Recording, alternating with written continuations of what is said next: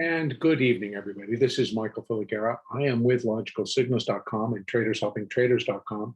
And this is the Elliott update for the NASDAQ 100 for Thursday, August 5th, 2021. The market again performed pretty much perfect, pitch perfect or picture perfect in the moves that it made today, giving additional confirmation that we are indeed likely in that minute or subminute wave 3. And that subminute wave 3 has subdivided multiple times and continues to just push itself higher. As I was discussing on the update last night, that this was make or break time for the NASDAQ in terms that it needed to get up off of the mark and start breaking towards new highs. And it needed to get itself above the resistance point at 15,077. And it needed to break back above 15,100, and it needed to get above 15,031, and then eventually 34, which is where that other additional high was. So it did. And I thought that, and as I had mentioned, that I thought once it did break above 34, it would really pick up some steams and hopefully get itself to 15,160. And that's exactly what it did. It was picture perfect. And then once it got up to 66.50, it then pulled back and stayed lower until the very end of the day, which once again produced a huge push, and it got up to an additional new high at 172.50. Now, what does that all mean? It just is an extended third wave. And let me just pull this open so that we can see it a little bit clearer. That this is indeed the end of wave 2. And I'll get to that in a minute. We have 1, 2, 1, 2, 1, 2. See, it keeps subdividing. So even if I'm just going 3, 4, 5, 1, 2, and then I allow this is 1, 2, and this is 1, 2, then that's 3, 4, 5 of this 3, 4, 5. Maybe it's got to get up there of this 3, and then a 4 and a 5 of this larger 3. So we still have at least a slight additional new high to complete this level third. And then we need one more to complete this level third, the one that started there. So we've got 1, 2, 3. And then here so far, 1, 2, and this would be the third. Okay, so we need still to get up higher. And I think a couple of times. And I'm looking that the market will likely, hopefully shoot up to about 15,220 to 15,240 before it pulls back.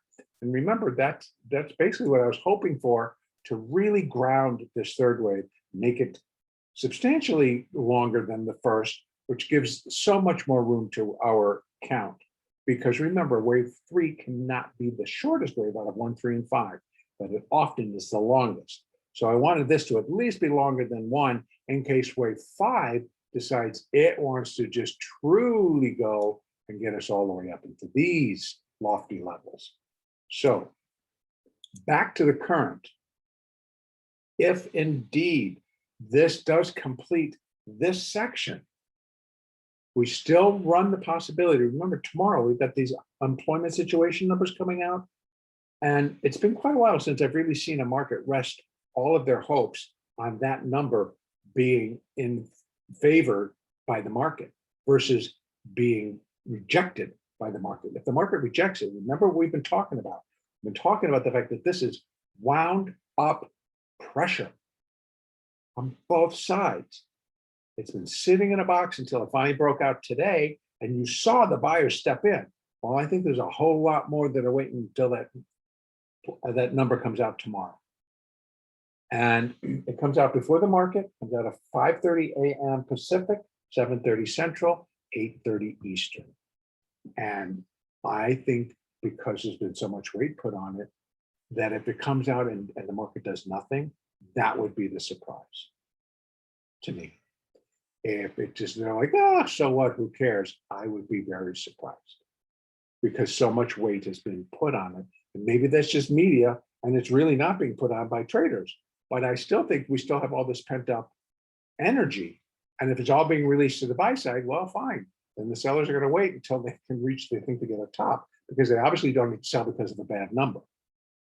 So that's why I'm thinking we still have that pent up sell. If they step aside because that number doesn't really push them to sell it, then that buy pressure is just going to go whee, and then we get up there. Now, if it comes out and it's rejected by the market and the sellers swarm, look for this to just start to drop. But I want to tell you, it can drop pretty far, unless somebody wants to label that as wave 3, in which case it cannot drop below 15,056, because a wave 4 can't overlap wave 1. But if I am basically kind of thinking that this could be subminute wave 1 up here, then remember we discussed it, maybe the market is going to be forming a triangle pattern, which puts all the waves into 3-wave patterns. The 1, the 3, and the 5 would mostly be like zigzags higher, and that would be a 5, 3, and a 5, versus a 5-wave structure, we just get 3 waves. And so this would be the 3. And then we put a 1 up here. And that would be a 5-wave, 3-wave, 5-wave. So it all fits if we had to do it. And so we would put the wave 1 up here, and that gives a whole lot more room for that wave 2. Again, all the way down to 14,811. If indeed this thing just really hated it, and we get a wave 2 slam, we go over there and still hold the power or hold the cards, we return to the rally.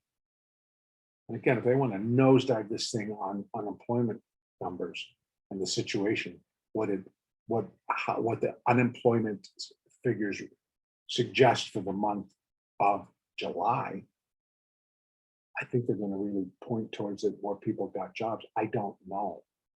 None of us do. We have to wait for the number.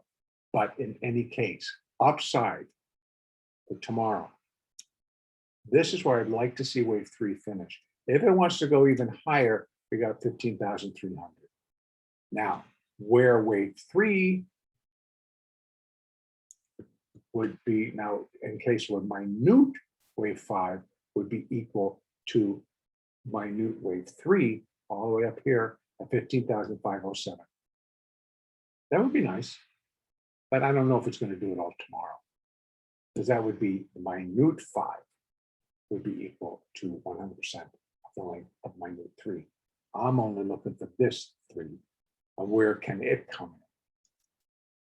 There's one more calculation that it can end, and I'll do that right now. So let me just put that back, and let me go out here and just put some extensions on here, and I'm going to run them against what the wave 3 might be. Because we can relate it to wave 1 in an advance, and the most common would be 1.618 right there. So right where we're looking, I'm looking for wave 3 to get itself above 15,200, and that's what it looks like it's now going to do. The 1.618 is that calculation, and that would be normal for wave 3 versus wave 1, 1.618. It all fits so cleanly and so beautifully, because we have additional resistance at 15,241, 15,219, 220. We got it all. It's now stacked in favor for the market to get up into that area. And that's just a complete wave 3. Then we have another pullback. Then we go higher in the final and finishing subminute wave 5 to complete minute 5, to complete minor 5, et cetera, et cetera. So for tomorrow, I don't think we get up to the ultimate high tomorrow, but maybe the ultimate high for this wave 3. Downside could get ugly. If they don't like that number, I would be looking for a slam dunk to the downside. And that then suggests a couple of things. First of all, if it comes back down below 15,056, which the NASDAQ trimming up 100 plus points in a heartbeat, sure. It can do it. We've all witnessed it. We've all watched it. We've seen it happen here. Get that opening in and, oh, we don't like it. Bob, boom. And what does the market do in response? Okay, bob, boom. So it can happen again in a corrective position. And it would be a wave. This was wave 4. It could be a wave 2 because the wave 2 would be taken out if we're moving the 1 up to here. Why I would do that? Because it's breaking A below that. It's breaking below this 50. It's breaking likely below that 200. It's going to go. There's a lot of pent-up sell energy as much as there's a lot of pent-up buying energy. If the sellers, if the reason to sell is gone, this market goes to the moon. Then we get up to that 15,200 level pretty quickly. If it is rejected by the market and the sellers have a reason to sell, they've got a lot of pent-up energy. In fact, they probably were chewing on their nails. They wanted to do it here, but they didn't because they don't have that number yet. So think about it. If it comes out and they're rejected, I fully suspect we will know immediately at 5:30 a.m. Pacific, 7:30 Central, 8:30 Eastern time. We'll know pretty dang quick because they've got everything already programmed should these numbers come out anywhere outside of expectations or pointing even harder to inflation starting to get out of control. There's all kinds of reasons to look into more unemployed and people aren't getting jobs and et cetera, and they'll pick it apart, but they will at least react immediately. So be prepared. One way or the other, the market will react. And because there's been such a buildup for this number, we've been waiting all week for it. That pent-up energy, that coiled energy is following it. So beware. Upside, we have our marching orders. We figure where they can come. Look for additional declines. They're going to be 4. So now we're doing a sequence of 4s and 5s, at least 2 more to get the third wave finished, and then 1 more to get the whole thing finished. So that would be a little bit larger 4th wave, and then a much larger 5th wave, which we would then figure against the 3rd as to what its capabilities are. And again, we already have 2 in place. We've got this Fibonacci for the minute 5. So we've got some things in place that are already giving us some direction. Downside tomorrow, we're shifting the 1 up to here. If it breaks this level, we'll get much cleaner clues. If it starts to break below 51,121, 15,082, if it does it quickly, get out of the way. Unless you're joining the party, please don't fight it. We already know that pent-up energy is going to really sink this thing if it's rejected.